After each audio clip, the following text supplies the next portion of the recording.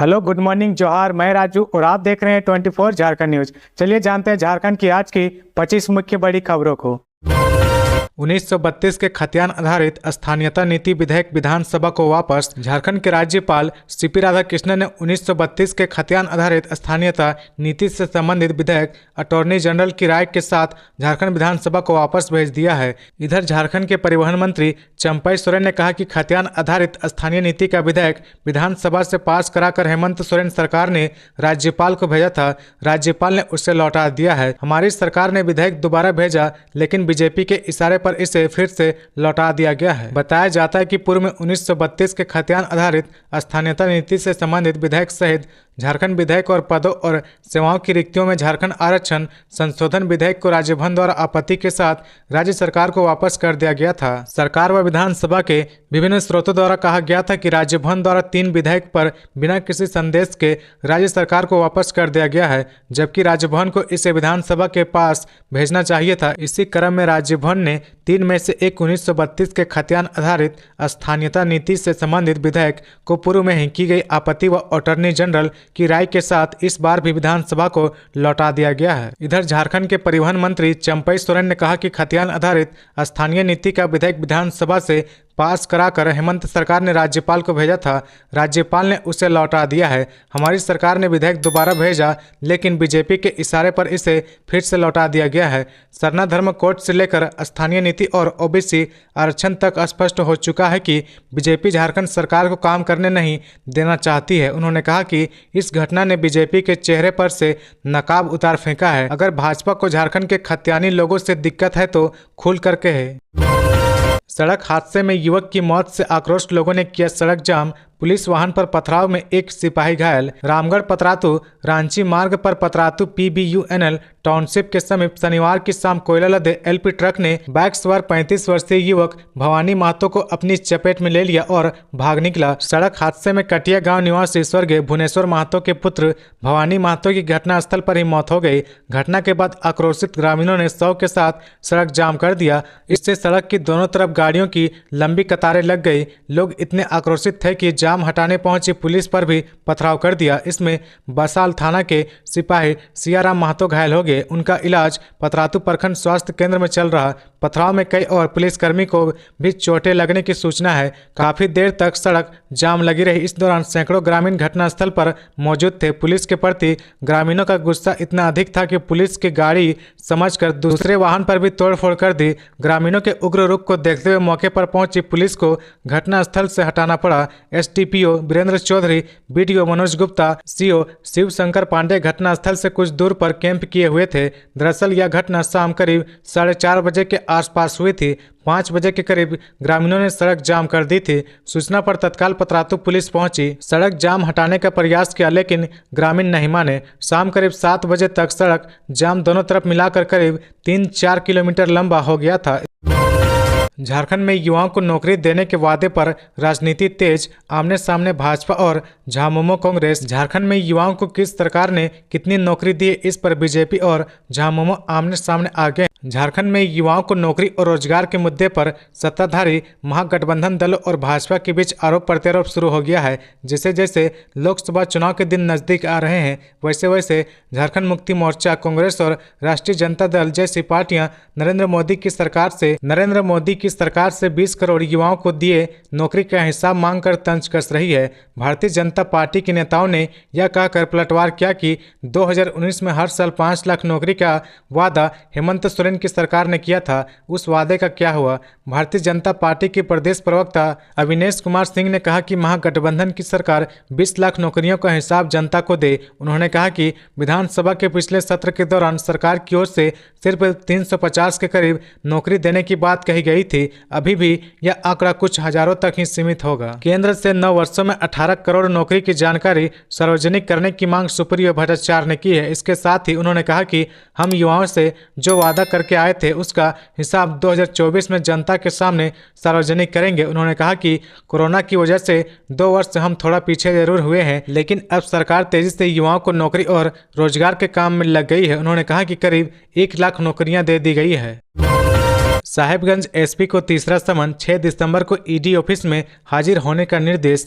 प्रवर्तन निदेशालय ईडी ने साहिबगंज एसपी नौशाद आलम को तीसरा समन भेजकर पूछताछ के लिए 6 दिसंबर को रांची स्थित क्षेत्रीय कार्यालय में बुलाया है। इससे पहले 28 नवंबर को उनसे पहले चरण की पूछताछ हो चुकी है, लेकिन उस दौरान उन्होंने असहयोगात्मक रवैया अपनाया था। साहिबगंज एसपी पर ईडी के गवाह विजय हांसदा को भड़काने की साजिश में शामिल रहने और उसकी दिल्ली यात्रा की व्यवस्था करने का आरोप है। गौरतलब है कि विजय हांसदा के गवाही से मुकरने और सीबीआई जांच से संबंधित याचिका लेने के बाद ईडी उस पर नजर रख रहा था। ईडी ने विजय हांसदा पर नजर रखने के दौरान यह पाया कि वह सीबीआई जांच के आदेश को चुनौती देने के लिए दिल्ली की यात्रा की थी और सुप्रीम कोर्ट में याचिका दायर की थी। उसकी इस दिल्ली यात्रा के लिए साहिबगंज एसपी ने टिकटों की व्यवस्था की थी। जांच में इसकी पुष्टि होने और एक पुलिस अधिकारी से इस सिलसिले में व्हाट्सएप पर की गई बातचीत का ब्यौरा मिलने के बाद ईडी ने साहिबगंज एसपी को पहली बार नोटिस जारी कर 22 नवंबर को पूछताछ के लिए बुलाया था। हालांकि वह वरीय अधिकारियों से दिशा निर्देश मांगने के नाम पर पूछताछ के लिए हाजिर नहीं हुए। बाद में ईडी ने उन्हें दूसरा समन भेजकर 28 नवंबर को हाजिर होने का निर्देश दिया। दूसरी बार जारी समन के आलोक में वह हाजिर हुए, लेकिन जांच में सहयोग नहीं किया। झारखंड में बदलेगा मौसम, दिसंबर में बढ़ेगी ठंड। झारखंड में मौसम को लेकर विभाग ने जानकारी साझा की है। मौसम विभाग के अनुसार दिसंबर के महीने में कड़ाके की ठंड पड़ने की संभावना है। दरअसल बंगाल की खाड़ी में दक्षिणी पूर्वी दबाव कम होने की वजह से मौसम में बदलाव देखने को मिलेगा। 5 दिसंबर के बाद से ठंड की बढ़ने की संभावना है। बीते 24 घंटे में प्रदेश के अलग अलग जिलों में छीट-फूट बारिश हुई है। महीने के 5 दिसंबर से राज्य के लगभग जिलों में बारिश होने की आशंका जताई गई है। बारिश के बाद तापमान के गिरने से ठंड में ठिठुरन बढ़ेगी। 5 दिसंबर के बाद मौसम में बदलाव की वजह से दिन की शुरुआत कोहरे से होगी। बताया कि आने वाले कुछ दिनों में न्यूनतम तापमान में 4-5 डिग्री तापमान गिर सकता है। तापमान में बदलाव की वजह से प्रदेश के सभी जिलों में इसका प्रभाव देखने को मिलेगा। विभाग ने बताया कि इस वर्ष नवंबर का महीना सबसे गर्म रहा। खबरों में आगे बढ़ने से पहले अगर अभी तक आपने इस चैनल को सब्सक्राइब नहीं किया तो प्लीज सब्सक्राइब कर ले, जिससे झारखंड की हर छोटी सी बड़ी खबर की अपडेट आप तक पहुंचता रहे। झारखंड के श्रम मंत्री का बेटा बना चपरासी, चतरा सिविल कोर्ट में 4th ग्रेड में हुआ चयन। 15 दिसंबर तक ज्वाइन करने का आदेश। झारखंड सरकार के एक मंत्री के बेटे का चयन चपरासी पद के लिए हुआ है। नियुक्ति के लिए उसका चयन चतरा व्यवहार न्यायालय में हुआ है। शुक्रवार से ही यह बात चर्चा का विषय बना हुआ है। जानकारी के मुताबिक जिस मंत्री के बेटे का चयन चपरासी के रूप में हुआ है वह कोई और नहीं बल्कि राज्य के श्रम नियोजन सह प्रशिक्षण एवं कौशल विकास मंत्री सत्यानंद भोक्ता है। वहीं उनके बेटे का नाम मुकेश कुमार भोक्ता है। चतरा व्यवहार न्यायालय की ओर से सिलेक्शन लिस्ट जारी किया गया। इसी लिस्ट के पहले पेज के 13वें नंबर पर मंत्री सत्यानंद भोक्ता के बेटे का नाम है। चतरा कोर्ट की ओर से चपरासी ट्रेजरी मैनेजर, दफ्तरी और नाइट गार्ड पद पर नियुक्ति का रिजल्ट शुक्रवार को जारी किया गया। 4 पन्नों में जारी रिजल्ट में उक्त चारों पदों के लिए 19 उम्मीदवारों का चयन किया गया है। वहीं एक और नाम रामदेव कुमार भोक्ता का भी है। रामदेव मंत्री सत्यानंद भोक्ता के भतीजे हैं। इनका फाइनल सिलेक्शन तो नहीं हुआ पर इनका नाम वेटिंग लिस्ट में रखा गया है। विधायक प्रदीप यादव को बड़ा झटका। यौन शोषण मामले में सुप्रीम कोर्ट ने की कांग्रेस विधायक की याचिका खारिज। कांग्रेस विधायक प्रदीप यादव को यौन शोषण मामले में अदालत से झटका लगा है। सुप्रीम कोर्ट ने विधायक प्रदीप यादव की याचिका खारिज कर दी है। बता दें कि निचली अदालत में चल रहे यौन शोषण से जुड़े मामले को खारिज करने को लेकर दायर याचिका झारखंड उच्च न्यायालय ने विगत 1 दिसंबर को खारिज कर दिया था। प्रदीप यादव पर चल रहे यौन शोषण मामले की जांच और सुनवाई जारी रहेगी।